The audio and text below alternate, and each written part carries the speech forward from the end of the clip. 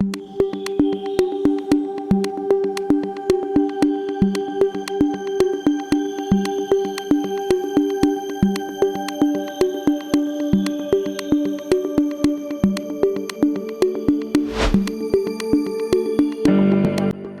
salah satu desa penyangga kawasan ekonomi khusus KEK Mandalika yang telah ditetapkan sebagai Bali Baru atau destinasi super prioritas nasional, Desa Prabu terus berbenah dan berinovasi dalam menghadirkan daya tarik bagi wisatawan.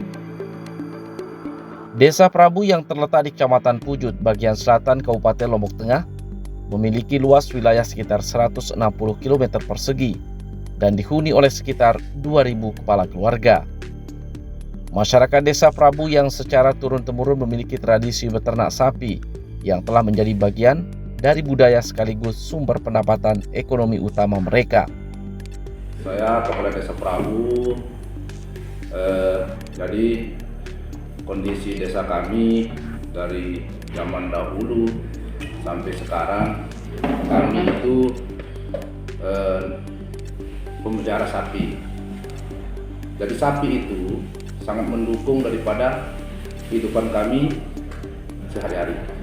Sapi, istilahnya sapi itu sampailah apa-apa yang akan kita cita-citakan itu sampai dengan sapi. Contohnya kalau ada kematian, anak sekolah, bahkan sampai naik haji pun bisa sampai. Sehingga sapi ini dari nenek moyang kami terus mengembangkan sampai hari ini.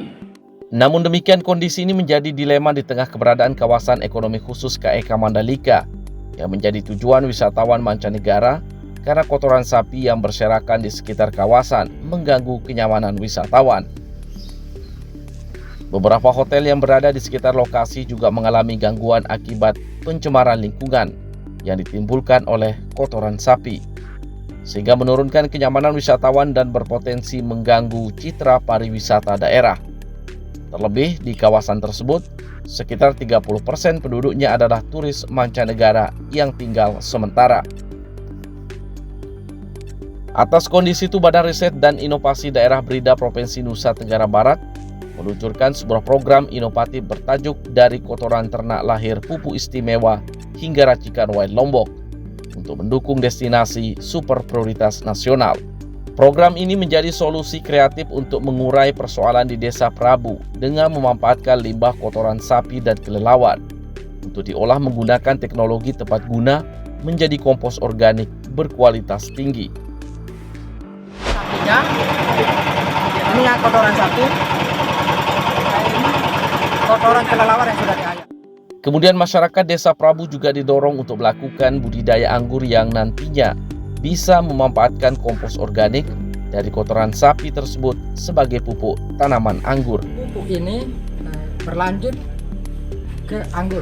Jadi anggur yang kita buat tahun 2019 di Desa Wisata Anggur itu, pupuknya kita olah dari sini untuk yang organik.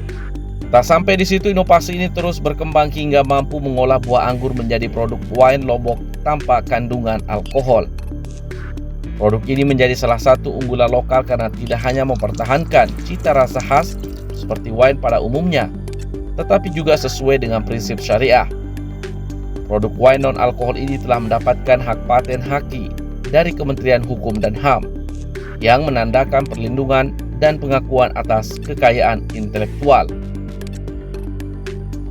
Kehadiran Wine Lombok ini mendukung pertumbuhan ekonomi kreatif dan menjadi daya tarik dalam pengembangan wisata agro berbasis syariah, khususnya di kawasan KEK Mandalika dan sekitarnya. Inilah inovasi. Kami mendukung betul karena ini menggerakkan seluruh sektor. Dengan hadirnya teknologi pengolahan kotoran ternak menjadi pupuk istimewa dan diimplementasikan mendukung sektor pertanian, lahirlah program Desa Berdaya yang mendukung pariwisata kelas dunia.